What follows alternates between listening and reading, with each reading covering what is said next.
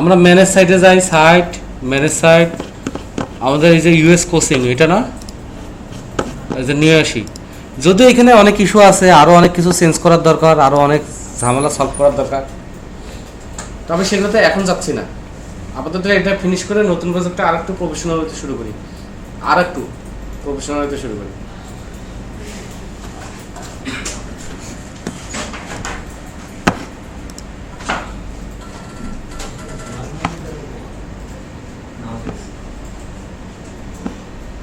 দেখছেন এত বড় কোম্পানির সফটওয়্যারও হ্যাং করে।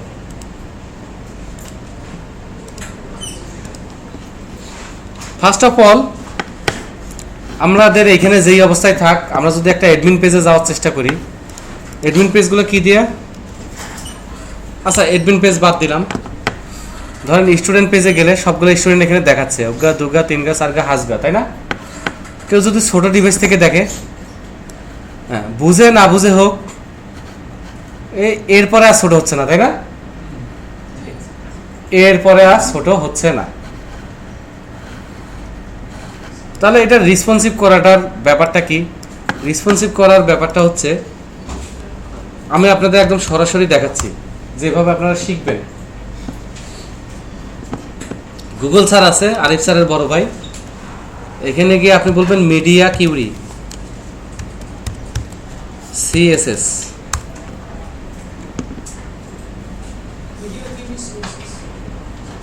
এই যে মনে হলো জানা হলো মিডিয়া কিউরি দিয়ে সিএসএস রেসপন্সিভ করে। তাহলে W3C স্কুল যেটা আছে সেটাতেই আমরা যাই।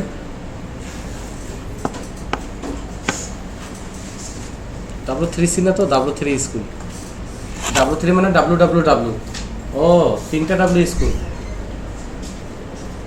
ছোটবেলায় যারা বোকা শোকা ছিল এর মতো খালি কান্নাকাটি করতো তাদেরকে আমরা W বলতাম।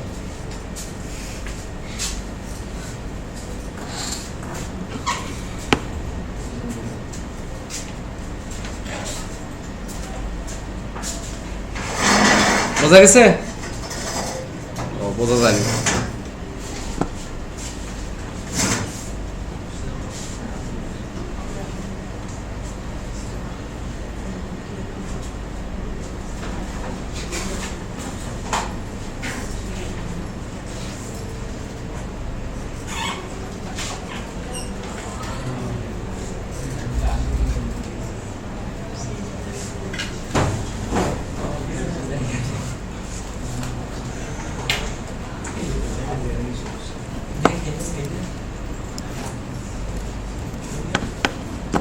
আমরা আমাদের সাইটে আসি।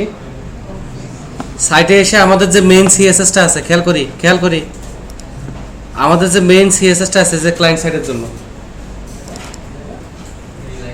ক্লায়েন্টের জন্য ইন্ডেক্সের জন্য যেটা মেইন একদম, এখানে এসে দেখেন তো আমরা নর্মাল সিএসএসটা সব জায়গায় লিখছি না? এই যে বডি, হেডারের হাইট দিছি, তারপর হচ্ছে এই যে মেইনের কি ইয়ে দিছি হোয়াইট, মেইনের হোয়াইট দিছি 1100 পিক্সেল, খেয়াল করছেন?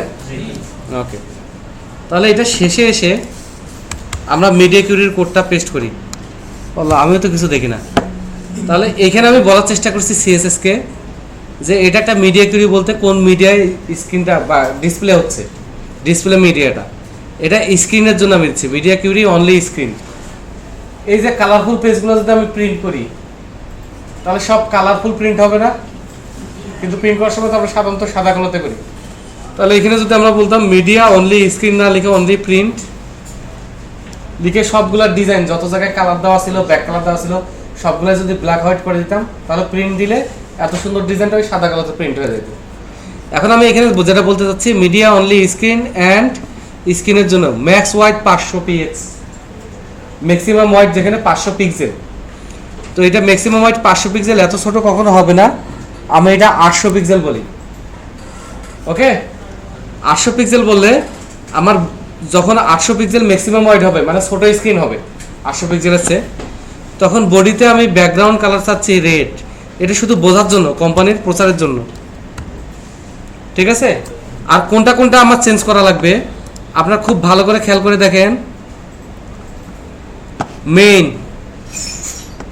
এই যে মেইনে হোয়াইট দেওয়া আছে 1100 পিক্সেল, তাহলে যেটা যেটা চেঞ্জ করা লাগবে সেটা আমি কপি করে এই মিডিয়া কোয়ারির মধ্যে নিয়ে আসি, মানে সিএসএস এর ভিতর আরেকটা সিএসএস, আরেকটা ভার্সন। তাহলে মেনুর পরে মেনু, মেনু এ, পেজ টাইটেল, কন্টেন্ট, কন্টেন্ট বলা আছে কত হোয়াইট, ও কন্টেন্টের হোয়াইট বলা নেই, তাই না? অতএব ঝামেলা নাই। ওকে, তাহলে যখন আমার স্ক্রিন কিনা হচ্ছে 800 পিক্সেল, তখন আমি মেইনের ওয়াইড 1100 পিক্সেল দিতে পারি না। তখন মেইনের ওয়াইড আমি দিব হচ্ছে 750 পিক্সেল। আর ওকে, আর তেমন কিছু করতে চাচ্ছি না। একইভাবে মিডিয়া কোয়ারিটা আরও কি কি চেঞ্জ হবে, এটা হলো আমার মেইন সিএসএস, মানে সলিড সিএসএস। আর কি কি চেঞ্জ হবে সবগুলো আমি এই মিডিয়া কোয়ারির ভিতর কপি করব, কপি করে এই ইস্যুগুলো দিয়ে দেব। আর কন্টেন্টটাও কপি করি, যাতে আমরা ব্যাপারটা বুঝতে পারি যে রেসপন্সিভ হয়েছে কিনা, এটা যাতে আমরা ভেরিফিকেশন করতে পারি। এই জন্য কন্টেন্টটা নিয়ে এসেও এখানে পেস্ট করে দিই। সবাই কেন জান চুপ মারে গেছে, নাকি আমার মন খারাপ জন্য এই অবস্থা?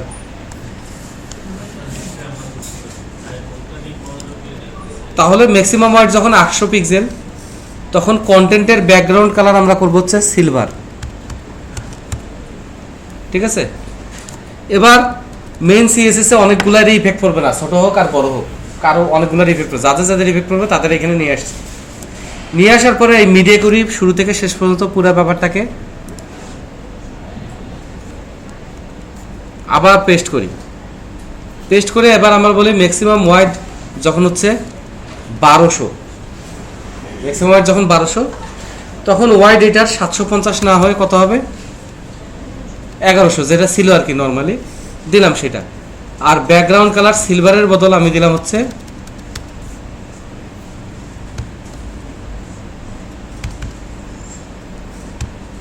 আমিও তো কিছু দেখি না, ইয়েলো। আরে যা ইচ্ছা করে দিছি। একইভাবে অনেক বড় স্ক্রিনের জন্য যদি কেউ বসে, তখন এই সেম জিনিসটা আমি কপি করব। কপি করে যখন স্ক্রিন অনেক বড় হবে, যেমন আমার এটার রেজুলেশন কত, ম্যাক্স ওয়াইড, ম্যাক্সিমাম ওয়াইড, আমার এটার রেজুলেশন কই থেকে দেখে,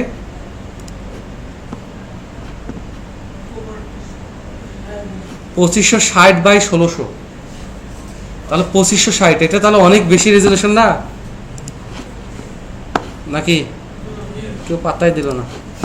2560, তাহলে ম্যাক্সিমাম ওয়াইড যখন এটা 2000-এর উপর হবে, বা ম্যাক্সিমাম ওয়াইড 2000 আর না দেই, 3000 যখন হবে, ম্যাক্স ওয়াইড, ম্যাক্সিমাম ওয়াইড 2000-ই দিই।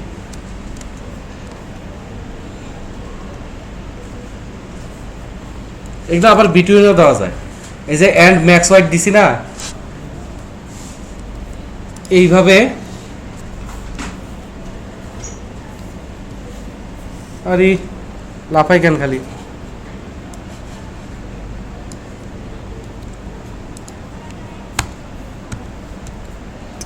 শিট, মাথা ঠিক থাকে মানুষের, ওয়াল্লাহ। আচ্ছা, এন্ড এখানে আমরা বলতে পারি মিন পিছনের লাইট নাই,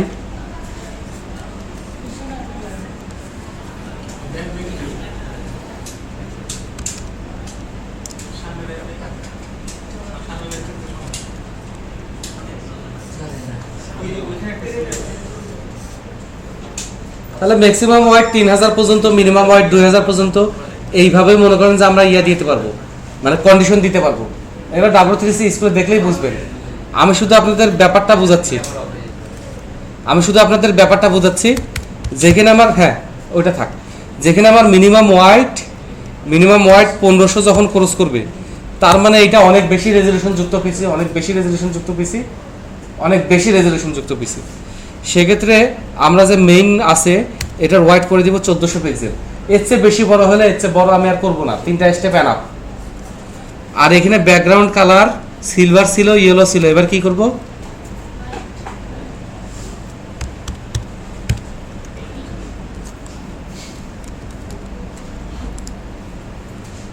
আর ভাল লাগে না, আমি মনে হয় আর বেশি দিন বাঁচবো না। পিঙ্ক। এইবার যখন সেম সাইডটা আমি রান করব, কি কয়, তাহলে স্ক্রিন রেজলিউশন যেহেতু অনেক বেশি 1500-র উপরে, সেজন্য একটা পিঙ্ক কালার আসছে এবং মাঝখানের কন্টেন্টটা 1400 পিক্সেল আসছে, তাই না? বু দেখতো রে কত মার্কগুলা,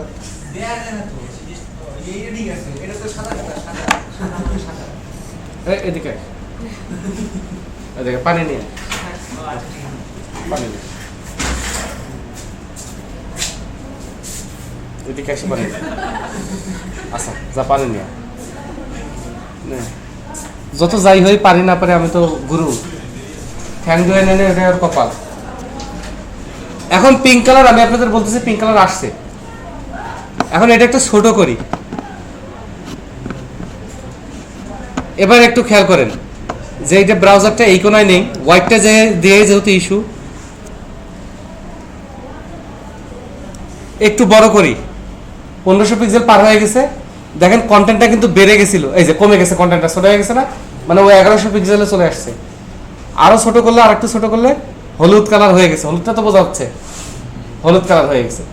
তার মানে এইটা দিয়ে আমি কি বুঝাতে চাচ্ছি, আমি বুঝাতে চাচ্ছি যে স্ক্রিনের ওয়াইড অনুযায়ী আমি আমার টেক্সট বক্স বাটন সবকিছু রেসপন্সিভ করতে পারবো। সেটা এখন একটু দেখতে গেলে আমার যে বাটন টাটন এগুলো যে কোড করছিলাম কোথায়, আচ্ছা সেটা দেখতে গেলে আমি এইখানেই স্যাম্পলটা আপনাদের দেখাই। তারপরেও কোথায় যেন একটা সিএসএস ছিল, ও এই শয়তানগুলো আমি কোথায় কপি করছি আর কোথায় পেস্ট হয়েছে দেখছেন যন্ত্রণা। খোদা এর বিচার করিও, খোদা আমার কথা আর বিচার শোনেও না। ক্লায়েন্ট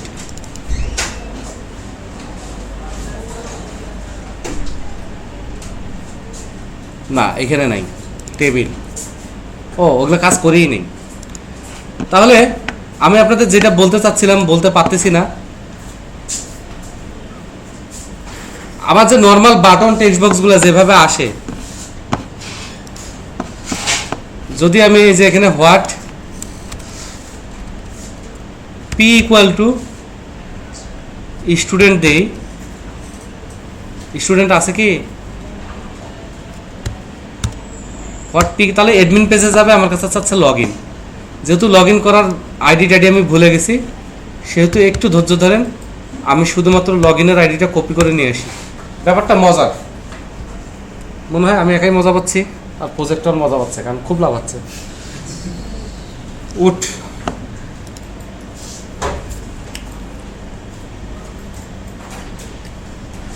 আমার যে কাজ ক্লাস নেওয়া, শুধু সেটা করলে আমার কোনো টেনশন থাকতো না। এই দুনিয়ার আজাইরা যন্ত্রণা এই সেই, এই জন্য আর ভালো লাগে না। কোনটা আমাদের, আমার এনার্জি কতটা লস হয়ে গেছে, আমার আগের এনার্জির সাথে আজকের এনার্জি মিলাইতে পারতেছে, মানে আমি কোনো রকম এখন বাসায় গিয়ে ঘুমাইতে পারলে বাসি। ও ওইটাও বেশি করা হয়েছে জন্য একটু সমস্যা।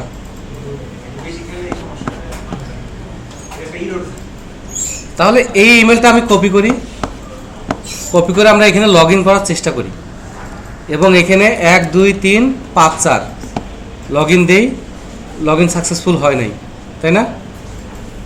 তাহলে অ্যাডমিন কাকে করছিলাম, সবই তো ইউ, কোনটা দিয়ে যেন লগ ইন হয়।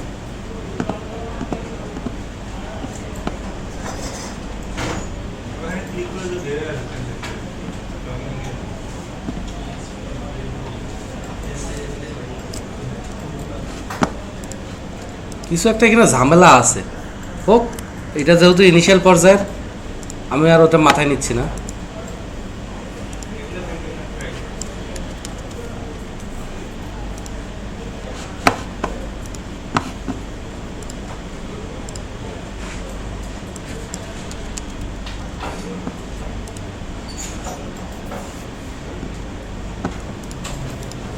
কি রে ভাই, সব ঝামেলা হয়ে গেল নাকি?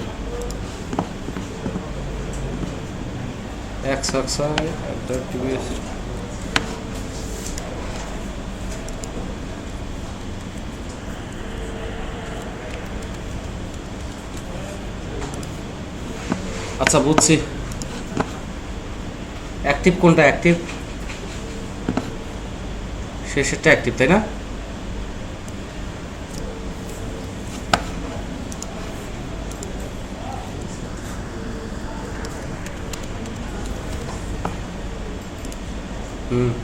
ওই যে অ্যাক্টিভটা আবার কাজ করতে গিয়ে বাকিগুলো আর মেসেজটা দেয়নি, মানে ফাঁকা রাখে বলছিলাম যে মেসেজ দেওয়া লাগবে, ওটা ইমপ্লিমেন্ট করে দেয়নি। এখন মনে নাই, আমি গরিব মানুষ, আমার নাই মনে নাই, আপনাদের মনে থাকা উচিত ছিল। যাক কি বলবো, আমরা স্টুডেন্টে যাই, এইটাতে যাব না। এ ইকুয়াল টু স্টুডেন্টের বদল আমরা কিসে যাব? পি ইকুয়াল টু স্টুডেন্ট, তাই না কথা? এখন কথা হচ্ছে আমি লগ ইন করলে, আমি একজন অ্যাডমিন লগ ইন করছি, আমি অ্যাডমিন সাইটে যাব না। অ্যাডমিন সাইটে কি আমি ইউআরএল লিখে যাব, না এখানে কোনো এক জায়গায় ক্লিক করে যাব? কোনো এক জায়গায় ক্লিক করে যাব, তাই না? তাহলে এই জায়গায় একটা ভুল হয়েছে। এই ভুলটা ঠিক করার জন্য আমাকে একটু কাজ করতে হবে। আমি কাজ থেকে আবার দূরে সরে গেলাম। ও মাই গড, মেনু, আর হচ্ছে ক্লায়েন্ট মেনু, মেনু ক্লায়েন্ট মেনুতে আসি। ক্লায়েন্ট মেনুতে এসে যখন আমি প্রিন্ট করছি কিনা যে লগ আউট নেম, এরপরে আমি আর একটা প্রিন্ট করব, সেটা হচ্ছে A H rape equal to what, P equal to home, admin panel. কারণ আমরা জানি পি নামে কোনো পেজ পাঠালেই অ্যাডমিন পেজে চলে যাবে। তাহলে হোম একটা ছিল এ ইকুয়াল টু হোম, সেটা হচ্ছে ক্লায়েন্টের হোম, তাই না? সেই হোম পেজটা হচ্ছে এই হচ্ছে ওই হচ্ছে ক্লায়েন্ট, কই এই যে ক্লায়েন্টের ভিতরে একটা হোম পেজ আছে না? তাহলে আমরা এখন করব কি, এই যে অ্যাডমিনের পেজ যেটা পেজ ফোল্ডারের ভিতর, সেটাতেও রাইট ক্লিক করে একটা নিউ ফাইল নিব এবং এইটার নাম দিব হোম। তার মানে হোম পেজ আমার দুইটা, একটা অ্যাডমিনের হোম, একটা হ্যাঁ ওকে। আমরা এখানে বলি ওয়েলকাম অ্যাডমিন। ওকে, এবার যেহেতু আমি লগ ইন করা আছি, তো আমি নর্মাল সাইটটাও দেখতে পারবো এবং অ্যাডমিন প্যানেলেও ক্লিক করতে পারবো। অ্যাডমিন প্যানেলে ক্লিক করলেই আমার মেনু টেনু সব চেঞ্জ হয়ে যাবে। চেঞ্জ হয় নাই তো? চেঞ্জ হয় নাই, তাহলে এইবার ঝামেলা। কারণ আমি যখন অ্যাডমিন প্যানেলে থাকবো তখন আমি ক্লায়েন্ট মেনু দেখতে চাবো না অ্যাডমিন মেনু দেখতে চাবো? তাহলে এটা তো সলভ করে দেয় না, এটা আমার মাথায়ও ছিল না। আমি এটা কি সলভ করে দিব? এটা সলভ করে তারপর অন্য কথা। তাহলে অ্যাডমিন মেনু, অ্যাডমিন প্যানেলে গেলে অবশ্যই যেন অ্যাডমিন মেনুতে যায়, ঠিক আছে? সেক্ষেত্রে অ্যাডমিন প্যানেলে যখন ক্লিক করছে, কই গেল?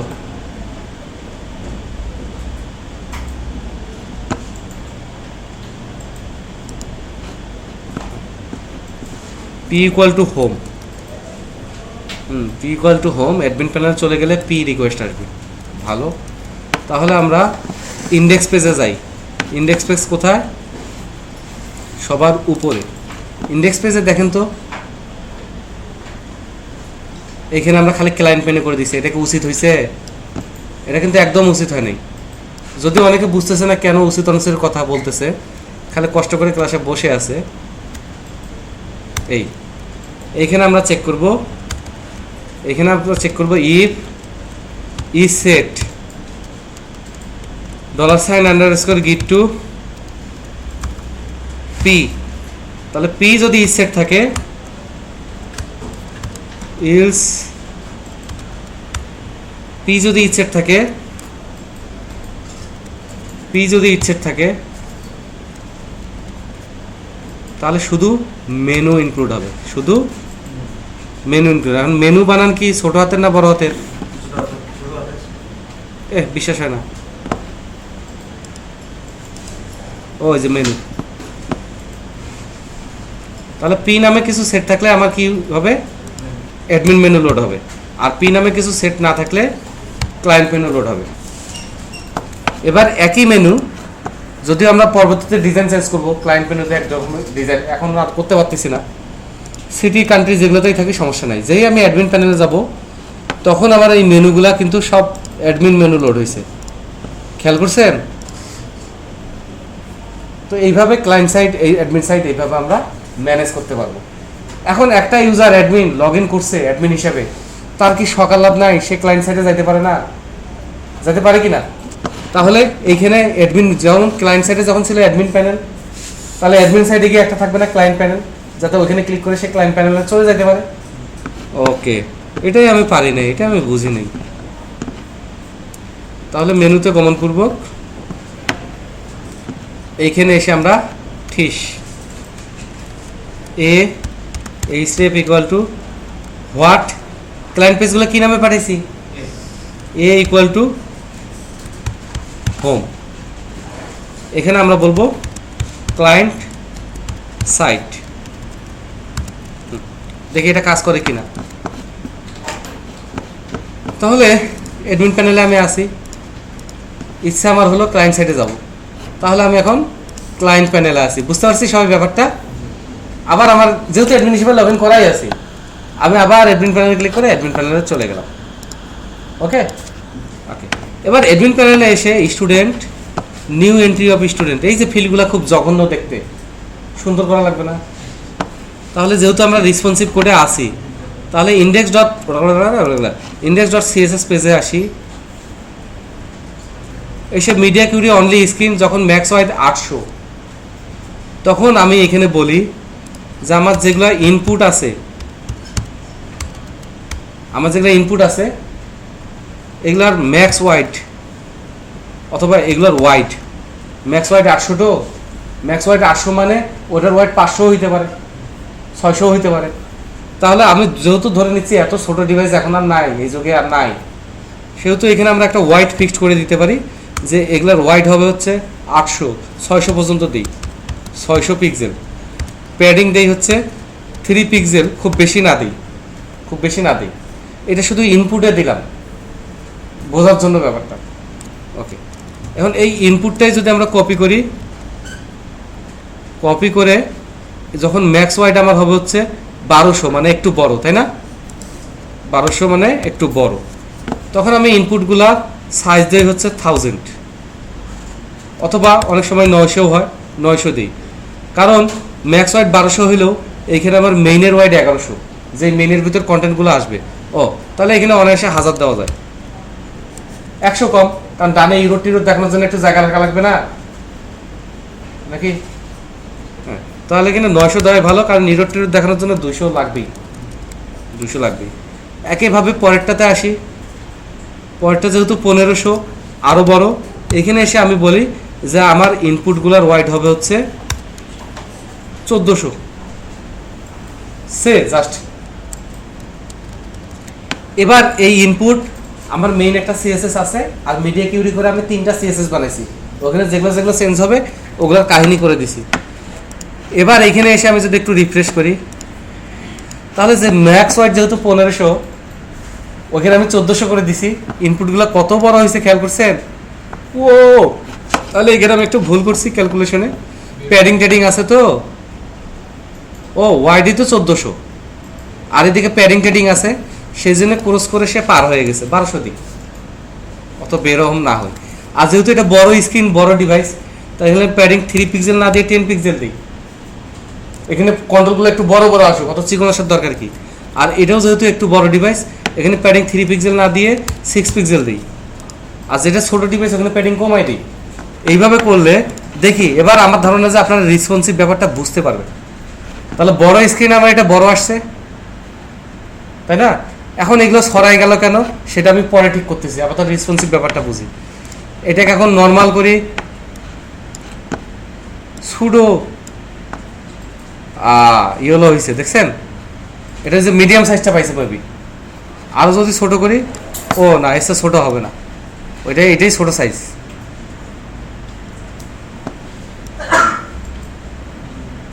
এটা হচ্ছে নর্মাল, এটার কোনো সিএসএস আমি ম্যাচ করাইতে পারি নাই, এটা আমার দুর্ভাগ্য বা আমার ব্যর্থতা। আর বড় করলে বড় হয়ে যাচ্ছে। তাহলে একটু কেয়ারফুলি যদি আমরা সিএসএসটা র কোডিংয়ে করি, তাহলে রেসপন্সিভ আমরা নিজেরাই করতে পারবো না। এখন আমি আজকে করতে গিয়ে ক্লান্তিজনিত কারণে হোক আর পারি না জনিত কারণে হোক, কিন্তু আমি ব্যাপারটা তো বুঝাতে পারছি। আসলে র কোডিংয়ে এইভাবে সিএসএস করে, এবং এই ডিজাইনগুলো ঠিক এইভাবেই করে। এখানে দেখেন প্যাডিং 10 পিক্সেল মনে হয় হয়ে গেছে। হ্যাঁ, 10 পিক্সেল হয়েছে কিনা জানি না, আরও বড় করি। হ্যাঁ, 10 পিক্সেল হয়েছে। আর একটু ছোট করলে প্যাডিংটা কমে কিনা সেটা একটু দেখি। প্যাডিংটা কমছে। আর কথা হচ্ছে এইভাবে যদি আমি রেসপন্সিভ করতে যাই, আমি 7 দিন 8 দিন কাজ করলে মোটামুটি আমি সবগুলো রেসপন্সিভ করে ফেলতে পারবো। এটা কোনো ইস্যুই না, কোনো কঠিন কাজই না। তারপরেও এখন একটা স্ট্যান্ডার্ড আছে না, এই অফিসটা এই কালার হবে, এই ডিজাইনটা এইরকম হবে, এই টাইপের স্ট্যান্ডার্ড কালারগুলো বা আরও সুন্দর করে টেবিল, রো, কলাম, স্প্যান, বিভিন্ন ধরনের মেসেজ, এগুলো সব সহ এই রেসপন্সিভটা ধরেন যে অনলাইনে করে রাখছে, সেটা নাম হচ্ছে বুটস্ট্র্যাপ। আমরা যদি সেটা ইউজ করি এমন কোনো ক্ষতির বিষয় না, কেউ করে রাখছে আমি জাস্ট সেটা ইউজ করব। তবে ওইটা ইউজ করতে গেলে সাবধান, আমি যে বেসিক সিএসএসগুলো আপনাদের দেখাইছি এটা কিন্তু বুঝতে হবে, নাহলে ওখানে আপনি মডিফিকেশন করতে পারবেন না। বোঝা গেছে ব্যাপারটা? এখন যদি বুটস্ট্র্যাপ ইউজ করি তাহলে এর সাথে পেরিফেরাল আরও সব কিছু আমার একদম ক্রিস্টাল ক্লিয়ার ঠিক হয়ে যাবে। উল্টা এখানে যে মেনুগুলো যদি ড্রপ ডাউন হইতো, আমি তো এখানে রেসপন্সিভ করে ড্রপ ডাউনটা ঠিক করতে পারবো না, আমার অনেক কোড লাগবে। ওইখানে ওইটাও করা আছে যে মেনুগুলো এমনিতে ড্রপ ডাউন হবে, কিন্তু যখন ছোট হয়ে যাবে, ছোট ডিভাইস, তখন ওটা টাচ হয়ে যাবে। এটা পরে আরও ইস্যু আছে। এখন যদি বুটস্ট্র্যাপে আমরা কাজ করি, তাহলে বুটস্ট্র্যাপে কাজ করতে গেলে আমাদের প্রথমে যাইতে হবে বুটস্ট্র্যাপের সাইটে। তাহলে আমি এখানে বলি যে গেট বুটস্ট্র্যাপ।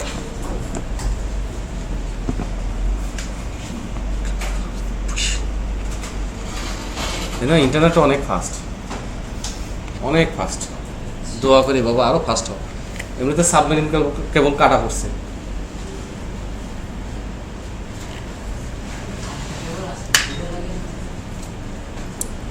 এটা ইন্টারনেট লাগবেই, নিশ্চিত থাকেন, কোনো উপায় নেই, ইন্টারনেট ছাড়া এটা হবে না।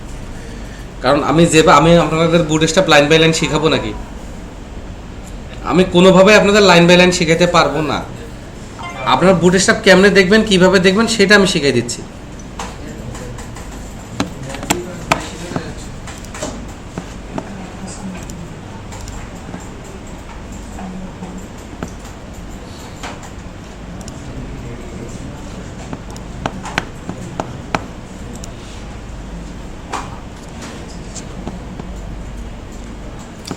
তাহলে বুটস্ট্র্যাপ অফিসিয়াল সাইট, হ্যাঁ, এটাতে আমরা যাব। এখানে গিয়ে আমরা গেট স্টার্টে ক্লিক করি।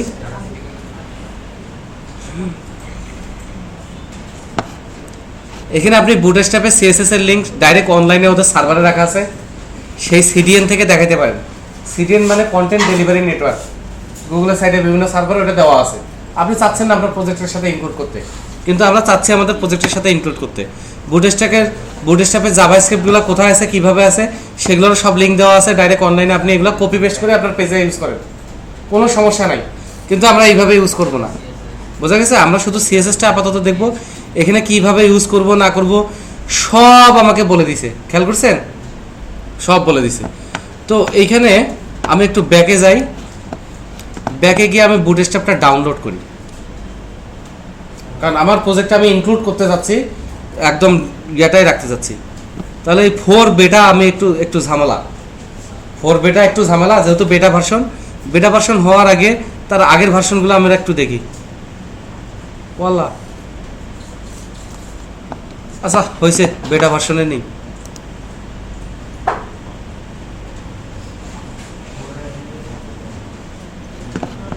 তাহলে আমরা এটা সেভ অ্যাজ বলি, যেহেতু আমার মোবাইলে কানেক্টেড, খুব বেশি সময় লাগার কথা না।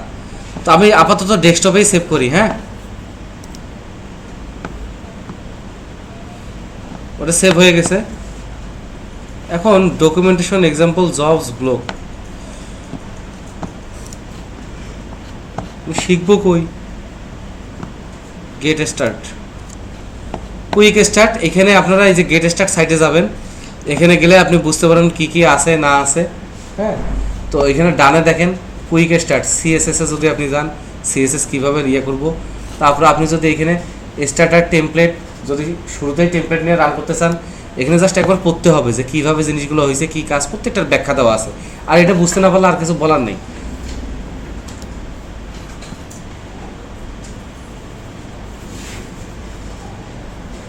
কিন্তু আমি তো মন মতো পাচ্ছি না, সত্যি কথা বলতে। বাম পাশে শিওর? ও, এটা চেঞ্জ করলে আমি গরিব মানুষ মনে রাখতে পারি, আমার বয়স হয়েছে না। তাহলে এখানে কন্টেনার নিলে কি নেবেন? ডিপ ক্লাস কন্টেনার নিলে এরকম আসবে, এক্সাম্পল সহ সব দেওয়া। আপনার কাজ জাস্ট এইটা দেখে দেখে ক্লিয়ার করে ফেলা। আপনি যদি এটা দেখেও ক্লিয়ার করতে না পারেন, তাহলে W3C স্কুলে বুটস্ট্র্যাপের টিউটোরিয়াল আছে, দেখে প্রত্যেকটা ওইখানেই প্র্যাকটিস করতে পারবেন, এবং আপনার সর্বোচ্চ একটা দিন নষ্ট হবে এর পিছনে। ঠিক আছে?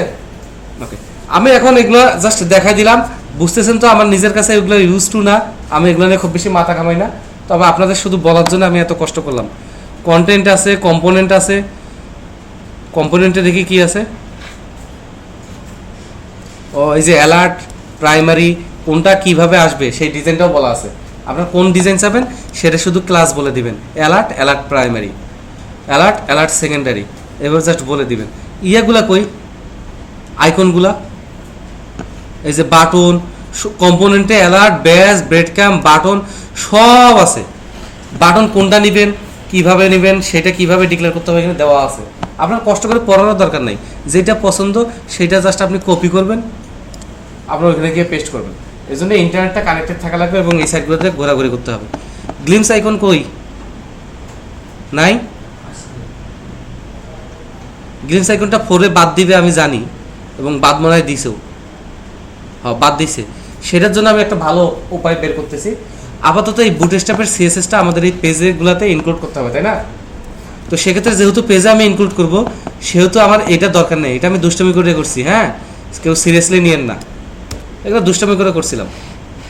জাস্ট যে রেসপন্সিভটা যে নিজে কোড লিখেও করা যায়, শুধু এইটুকু বোঝানোর জন্য।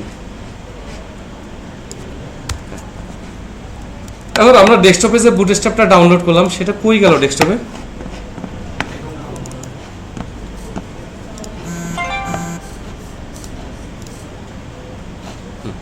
তাহলে এখান থেকে আমরা পাইলাম বুটস্ট্র্যাপ 4, এখান থেকে আমরা এই যে সিএসএস জেএস এই দুইটা নিব। তাহলে এই দুইটা আমরা কপি করি, কপি করে আমরা সিতে যাই, আমাদের প্রজেক্টে যাই এবং কই এখানে এসে পেস্ট করি। আমার ওই সিএসএসে কিন্তু মার্জ হয়েছে, আমারগুলোও আছে, বুটস্ট্র্যাপেরগুলোও আছে। ওকে, আর জেএস থাক, এখন আপাতত আমার জেএস নিয়ে ঝামেলা করার কিছু নাই। এইবার এসে আমি সিএসএস ফোল্ডারের ভিতর, ওগুলো এখনো আপডেট হয় নাই,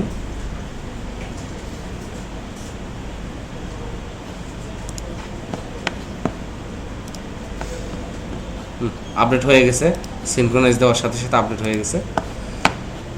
এই তো এখন আমাদের যে মেইন index.php পেজে হেডারে ওই লিঙ্কটা দিতে হবে না? আপনারাও আমার সাথে সাথে দুর্বল হয়ে গেছেন নাকি?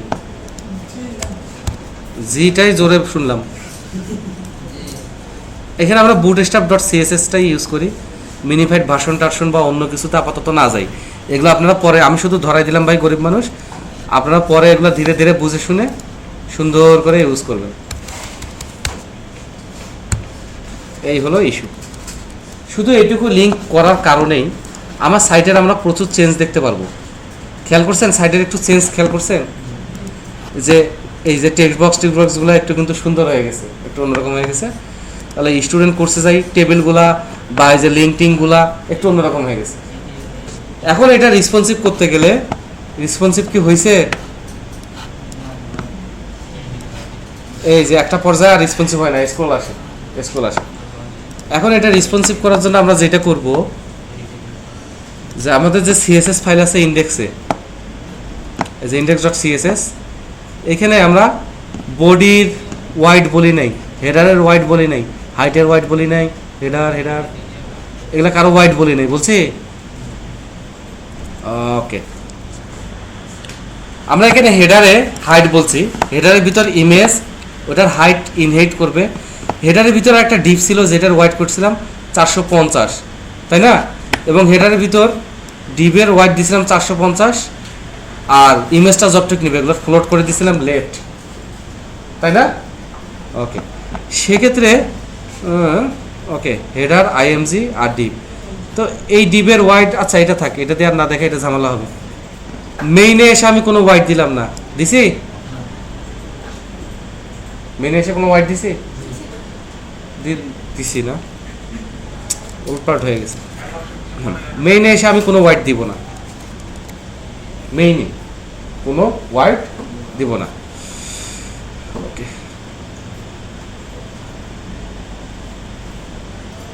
ইমেজে ওয়াইড দেয় নেই, হেডারের ভিতরে যে ডিপ আছে সেটারও ওয়াইড দিব না, ঠিক আছে? এবং বেসিক্যালি হেডারের ভিতরে ডিপের জন্য আমার কিছু করাও লাগবে না, আমি এটা কেটেই দিই, যা বেটা দূর হ, ইমেজ থাক, কিন্তু হেডারের ভিতরে ডিপের জন্য আমি কিছু দেইনি।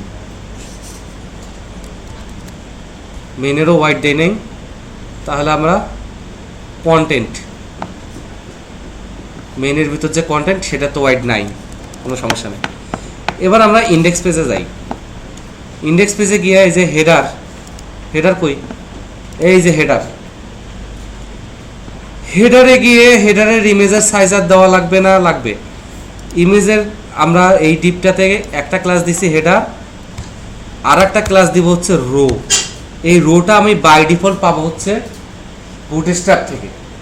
রো মানে এর ভিতরে যেগুলো থাকবে তারা কলাম, রো মানে এর ভিতরে যেগুলো থাকবে সেগুলো কলাম। সেক্ষেত্রে এই ইমেজটা আমরা এর ভিতরে আর একটা ডিভে নেই, ইমেজটা এর ভিতরে আমরা আর একটা ডিভে নেই।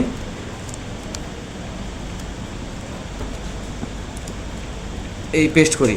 আজকে একটা কঠিন টপিকস, এখানে এসে আমি ঝামেলা করলাম। ক্লাস, এটাতে আমরা বলবো যে কল SM অথবা MD মিডিয়াম। কলামগুলা যদি আমি কোনো ডিপকে রো বলি তাহলে ওর ভিতর সে 12 ইউনিট তৈরি করে। এর ভিতরে যদি আমি কোনো দুইটা ডিপ দিই তাহলে একটাকে আমি 1 দিলে আর একটাকে দিতে হবে 11, একটাকে আমি 4 দিলে আর একটাকে দেবো 8, ওই দুইটা মিলে 12 হইতে হবে। তার টোটাল ইউনিটটা 12।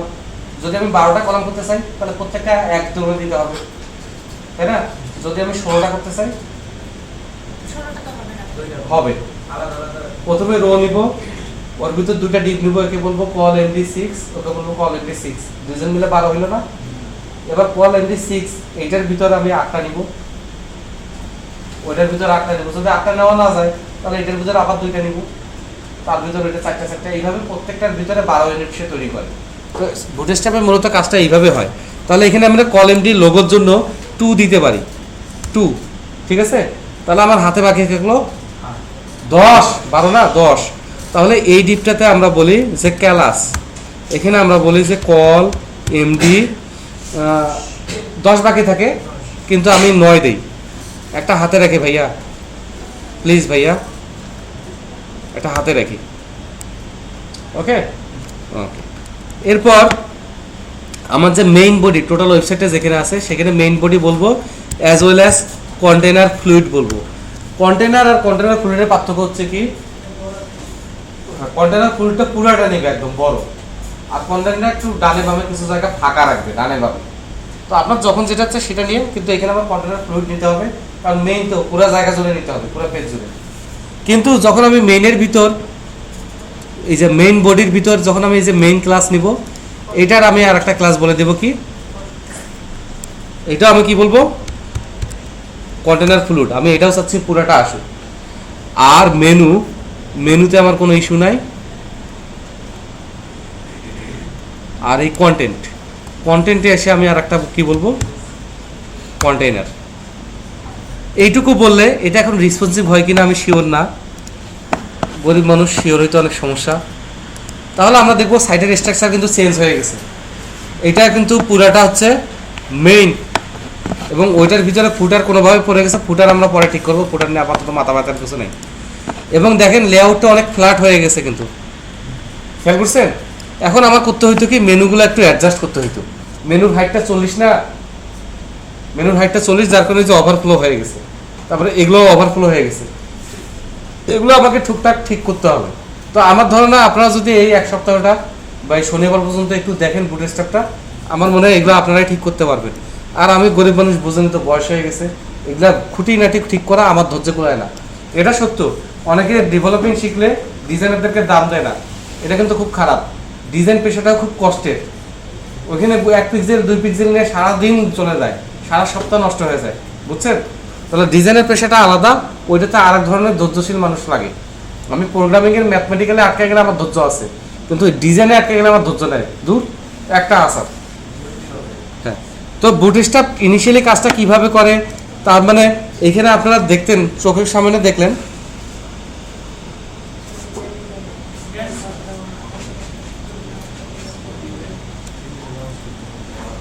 চোখের সামনে আপনারা দেখলেন যে ব্যাপারটা কিভাবে কাজ করে। আমি শুধু শুরু করাই দিলাম, ঠিক আছে?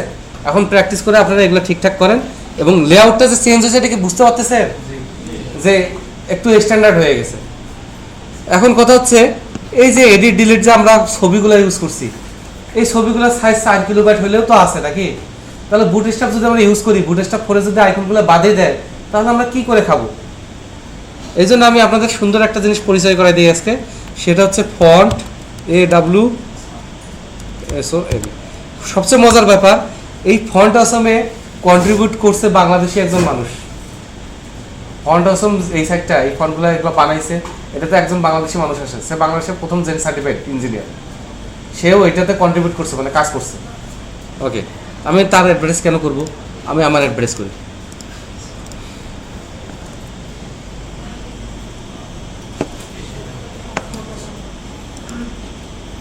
গালি দিল আমাকে। ফন্ট এসএম এসে আমরা আইকন দেখি, হ্যাঁ, আর ডাউনলোড করবা নে, এরকম করিস কেন? নে, হয়েছে খুশি? ফন্ট অসম পুরো, নো থ্যাঙ্কস, আমি পুরো নিব না, টাকা দিয়ে কোনো শয়তানগুলো ফ্রি দিতেছিল, এখন ওরা টাকা দিয়ে কিনতে পারে। পুরো ভার্সন বানাইছে ডেস্কটপে। ফন্ট অসম 4.0 ওলা, এত তাড়াতাড়ি ডাউনলোড হয়ে গেছে। ফন্ট অসমের আইকনগুলো এইরকম। বুটস্ট্র্যাপে আগে যে আইকন ছিল, সব আইকন তো ছিল না, অনেক বেশি আইকন ছিল না, কিন্তু এরা করছে কি, এরা খালি আইকনের স্পেশালিস্ট। কত আইকন নিবি, কত আইকন, আইকনের শেষ নাই। আবার এখানেও যদি সব আইকন না হয়, এই ফন্ট অসমের মতো গুগলের আইকন আছে, গুগল আইকন আছে, ওইখানেও দেখতে পারেন। এগুলো খালি দেখবেন, দেখবেন যে কত সুন্দর সুন্দর জিনিস বানানো আছে, কিন্তু এগুলো আগে বলে নাই, বললে আপনারা যে বেসিক ব্যাপারগুলো ক্লিয়ার করতেন না। বেসিক ব্যাপার তো ক্লিয়ার হতে হবে। যাই হোক, ফন্ট অসমের আইকনগুলো আছে এবং আমার ডাউনলোডও হয়েছে। আমি এখন যে কী করবো, আমি খুশিতে পাগল হয়ে গেছি। তাহলে ফন্ট অসম আমি এক্সট্রাক্ট করি। এ কে পড়ে গেছে? তাহলে ফন্ট অসমে গমনপূর্বক, ফন্ট আসলে এগুলো ফন্ট দিয়ে এবং সিএসএস কাস্টমাইজ করে বিভিন্নভাবে বানানো। এই জন্য এই যে ফন্টসগুলোও লাগবে, বুঝছেন? এই ফন্টগুলো দিয়ে এগুলো কাস্টমাইজ করে সিএসএস দিয়ে বানানো। তাহলে এই সার্চ লেস আমার লাগবে না, হ্যাঁ, লেস SCSS, এগুলো হচ্ছে সিএসএস এর প্রোগ্রামিং ল্যাঙ্গুয়েজ। এগুলো ওপেন করে দেখতে পারেন যেগুলোর ভিতরে কোডগুলো কীভাবে লিখছে। ধরেন আমি বলতেছি যে কল MD8, ও কেমনে ক্যালকুলেশন করে, ও যখন কলাম আসে, কলামের ভিতরে থাকে, তখন সে ক্যালক ফাংশন ইউজ করে বের করে টোটাল ওয়েট কত, এই ওয়েটটাকে তখন 12 দিয়ে ভাগ দেয়। 12 দিয়ে ভাগ দিলে একটা ইউনিট কত আসে, ওইটাকে আবার 8 দিয়ে গুণন দেয়, দিয়ে সেটা বসায় দেয়। মানে সিএসএস এরও ব্যাক এন্ডের প্রোগ্রামিং ল্যাঙ্গুয়েজ আছে, তো আমাদের ওই পর্যন্ত যাওয়ার কোনো প্রয়োজন নাই। সেগুলো হচ্ছে সার্চলেস ফ্রেমওয়ার্ক, ওরা এই সোর্স কোডগুলোও দিয়ে দিছে, এই যে সোর্স কোডগুলোও দিয়ে দিছে, বুঝছেন? তো এগুলো আপনারা পরে দেখে শিখতে পারেন, আপাতত এগুলো দেখার কোনো দরকার নাই, কোনো ইস্যু নাই। আর এগুলো তো অনলাইনে পাবেন। তাহলে ফন্ট অসমের সিএসএস আর ফন্ট আমি কপি করি, কপি করে আমি যে কই নিব রে শিহাব,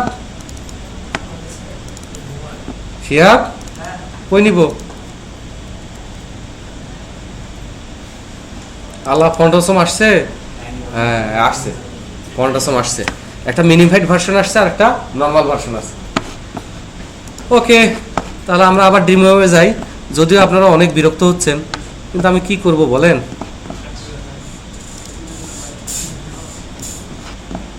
তাহলে আমরা ইন্ডেক্স পেজে যাই। ইরে আল্লাহ, সিএসএস দিয়ে তো ভরে গেল।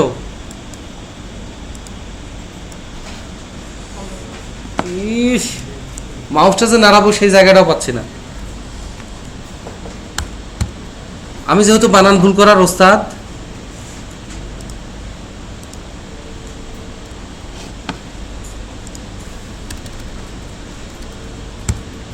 এবার ফন্ট অসমে আমরা কি সুবিধা পাবো দেখাই। প্রথমে আমরা যাই হচ্ছে অ্যাডমিন পেজেসগুলো কই, এই যে পেজেস, ধরেন আমরা স্টুডেন্ট পেজে যাই। স্টুডেন্টের বাচ্চা, 4 কোণার চা, মাথাটা গোল করে গন্ডগোল। এখানে এই যে এডিট ডিলিট লিঙ্ক ছিল না, এই যে edit.jpg হাইট, এত কষ্ট করে এডিটের ইমেজ টিমেজ নেওয়ার কোনো দরকার নেই, ঠিক আছে? তাহলে এখন এখানে কি নেবেন, কি নেবেন, কি নেবেন? এখানে আমরা লিখি এডিট, সার্চে চলে আসার কথা পেন্সিল, এটা এডিট। তারপরে পেন্সিল স্কোয়ার, পেন্সিলের পিছনে আবার একটা স্কোয়ার, এইটা একটা, কোনটা নিব? হ্যাঁ, তাহলে এটাতে ক্লিক করা মাত্রই, হ্যাঁ, টিকিস টিকিস টিকিস, কি মজা। এখান থেকে আমরা এখানে পেস্টি করে বসাই দিব। তারপর ডিলিট, ডিলিট কে খুঁজে বের করবে? এটা আমরা যেই ফন্টের ভিতর বসাবো সেটার যেমন সাইজ সেই অনুযায়ী সাইজ হয়ে যাবে, তার মানে আমার এটা নিয়ে এক্সট্রা টেনশন করার কোনো দরকার নাই।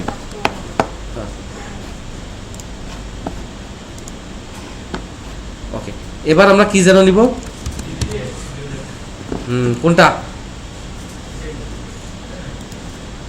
এটাই নেন, মানে কেমন যেন একটা ঠেকা সেরা ভাব। আর এইটা সবগুলা ক্লাস হয় ফা ফা ট্রাশ ও, মানে ফা ফা মানে ফন্ট অসম, ফন্ট অসম, কিন্তু আমি শুরুর দিকে না পড়তাম ফা ফা, কি রে এত ফা ফা দিয়ে কি করে। তারপরে ডিলিটের ইমেজ দরকার, এখন এগুলা টাইম নাই, কারণ এক একটা ইমেজ 4-5 কিলোবাইট সাইজ, তাছাড়া ফন্ট ইউজ করলে আমার কত ভালো, ঠিক আছে। এরপরে নিউ এন্ট্রি, নিউ এন্ট্রির জন্য যে আমরা ইউজ করছি ওইখানে আইকন ইউজ করবো না, এই যে নিউ এন্ট্রি, ও কি দোষ করছে কে জানে, মোবাইল করে কাকে বলে দিচ্ছে।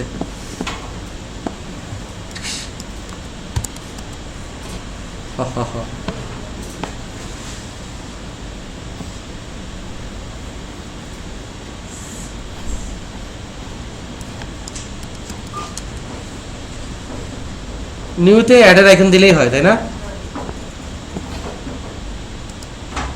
আরে কে তবলা বাজায়, আমার মোবাইলের ইন্টারনেটও স্লো হয়ে গেছে।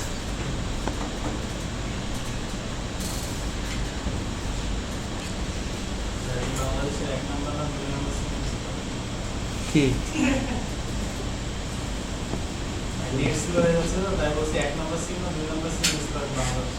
না, 1 নম্বরে ইউজ করি, আমার নেট ফাস্ট, কোনো একটা সমস্যা ও না, ফাস্ট এইচ প্লাসই তো পাইছে, এত স্লো না, কই আসে নাই তো।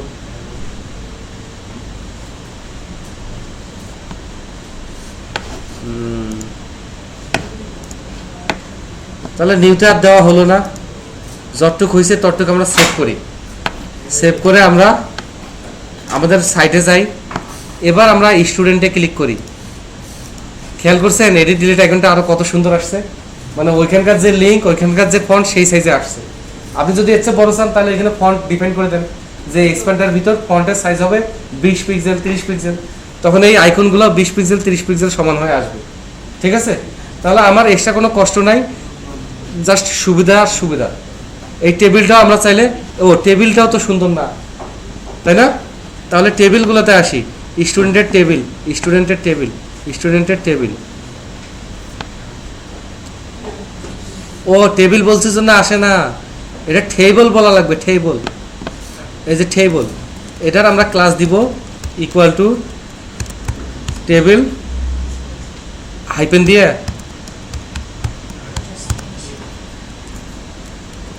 অথবা শুধু টেবিল বললেও হয়, টেবিল রেসপন্সিভ বললেও হয়। তাহলে টেবিলটা দেখেন বড় হয়ে গেছে, কারণ কলাম অনেক কম, কলামগুলো আমি ফিক্সড করছি, কিন্তু টেবিলটা ঠিকই বড় হয়ে গেছে। তাহলে টেবিল রেসপন্সিভ এইখানে যদি এটা বলি, আর কোথায় বলা যায় যেখানে আমি এই ঝামেলা করি নেই, কোর্স, তাহলে কোর্স টেবিলটা একটু ওপেন করি। আপনারা রাগ করতেছেন, কথা বলার মধ্যে তো রাগ রাগ ভাব।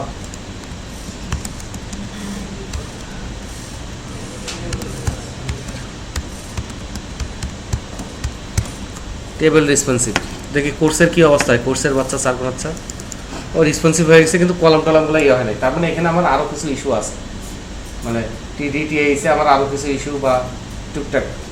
দাঁড়ান দাঁড়ান দাঁড়ান, THEAD, টি হেড, টি হেডের ভিতর একটা টিআর এবং টি হেড শেষ, আর তারপর থেকে যতগুলো রো প্রিন্ট হবে সেগুলোর জন্য আমার আছে ভাইয়া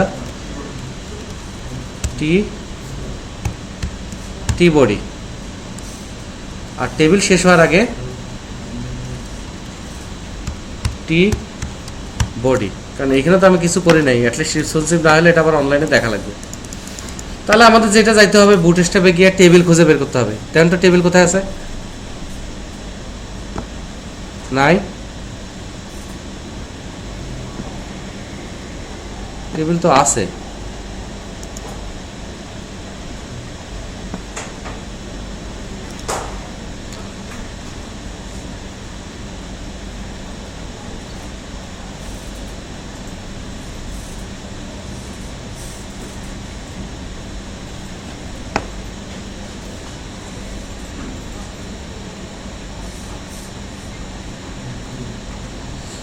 যদি ফর্ম নিতে চান সুন্দর সুন্দর ফর্মগুলো কিভাবে নিতে হবে, কোন ধরনের ফর্ম নিতে গেলে কি কি সিএসএস ক্লাস দিতে হবে সব বলা আছে।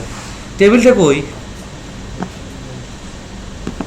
আচ্ছা, কোনোভাবে টেবিলটা খুঁজে পেলেই দেখবেন টেবিলটাতে কি দিতে হবে ওখানে সব বলা আছে। আপনার কাজ শুধু ওই ক্লাসটা অ্যাসাইন করা।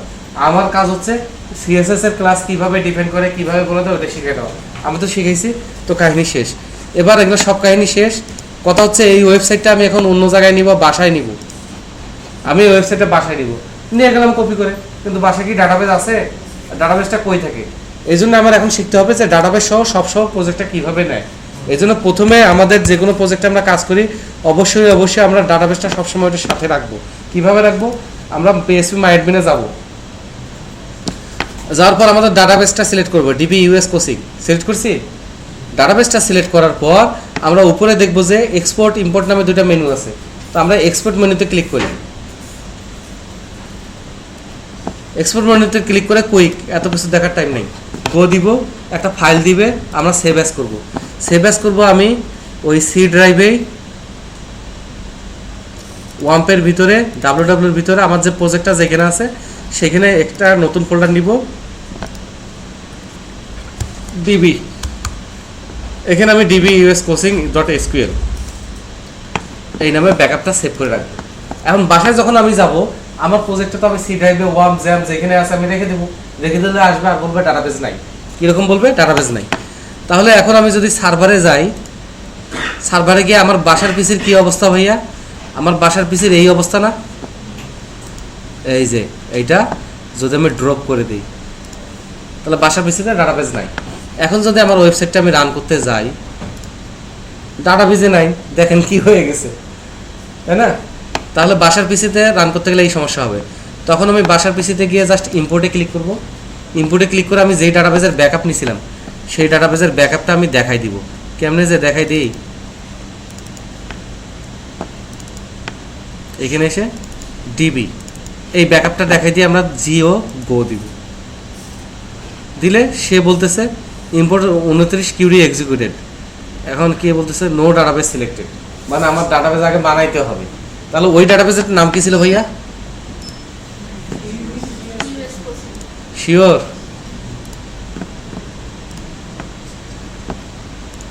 আমি তারপরেও শিওর হইতে পারতেছিলাম না, বিধায় আমি এখানে এসে এই বুদ্ধি করে ডাটাবেসে গিয়ে সেম নামে অন্য নামে করলেও হবে, অন্য নামেও যদি করেন তাতেও হবে, কোনো সমস্যা নাই। কিন্তু আমি ঝামেলা কমানোর জন্য ও মা আর বাঁচতে ডিবি লেখাই লাগলো। আমি এত আলসেমি করতে চাইলাম। এবার এই ডাটাবেসটা সিলেক্ট থাকতে হবে। কি সিলেক্ট থাকতে হবে? এই ডাটাবেসটা সিলেক্ট থাকতে হবে। উপরে দেখবেন এই যে ডিবি ইউএস কোচিং সিলেক্ট করা আছে। এবার ইম্পোর্টে দেন দেখি, এবার না হলে আমি রিজাইন একদিক চলে যাব, দিব গো। তাহলে সুন্দর করে আমার আগের ডাটাবেস যেই অবস্থায় আমি ব্যাকআপ নিছি ও ঠিক আমাকে সেই অবস্থায় দিয়ে দিবে এবং ডাটা সহ। তাহলে এখন থেকে আমরা খুব সুন্দর আমাদের আজকে যদি প্রজেক্টের ব্যাকআপ দিই বাসায় গিয়ে সুন্দর সেট করতে পারবেন না, এবং যেই জায়গায় আমি কাজ করতে আর পারি নাই সেই জায়গায় কাজ করবেন। ওরা প্রথম কাজ হোক ফেসবুকে স্ট্যাটাস দেওয়া, সাত যেটা পারি না আমি পারছি, ঠিক আছে? এখন কথা হচ্ছে এটা আমাদের হোস্টিং করতে হবে। হোস্টিং করতে গেলে প্রথমে আপনাকে কি নিতে হবে? Hosting package. হোস্টিং প্যাকেজ, ওকে। আমি এইখান থেকে হোস্টিংয়ে ঢুকতে পারি কিনা দেখি।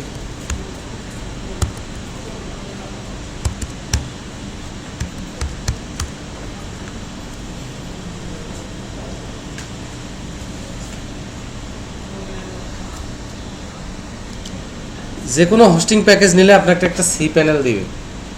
সি প্যানেলে ঢোকা যাচ্ছে না, যেহেতু আমার সাইটটা পুরোপুরি কমপ্লিট, আমার এগুলো নিয়ে আর কোনো ইস্যু নাই। দেখি একটু ইন্টারনেট মোবাইলেও স্লো হয়ে গেছে, আরও 7-8 দিন মনে হয় জ্বালাবে। godaddy.com এটাতে আমার হোস্টিং নেওয়া আছে। এটাতে একটু জটিল, উইন্ডোজ বেস হোস্টিং তো ইন্টারফেস একটু ডিফারেন্ট। তারপরে আপনি যদি এমনি আচ্ছা হোস্টিং আরেকদিন দেখাবো না, 10-12 মিনিট লাগবে, আজকে জায়গা তোরা।